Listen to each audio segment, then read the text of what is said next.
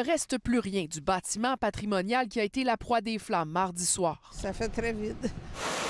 Après les travaux de démolition, le visage de Montréal à la sortie du pont Jacques-Cartier n'est désormais plus le même. Une triste scène pour des résidents du quartier. Il y a une autre partie de ma vie qui part. C'est vraiment impressionnant, genre bouleversant. Un autre bâtisse parti dans le quartier. Ça a changé tellement.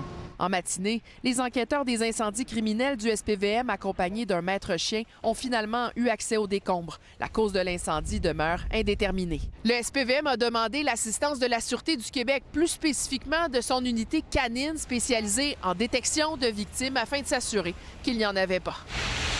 Durant l'heure de pointe matinale, des policiers ont été déployés dans le secteur du pont pour limiter les impacts sur le réseau local. La rue de Lorimier Sud est encore fermée au moment où on se parle, là, et ce qui fait en sorte qu'on n'ouvre pas la 5e voie là, du pont Jacques-Cartier.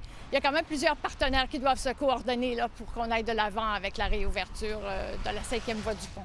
Le travail des pompiers était complété depuis la nuit dernière, mais là, regardez, ils sont de retour. C'est que des foyers d'incendie ont été réactivés durant les travaux de sécurisation du site.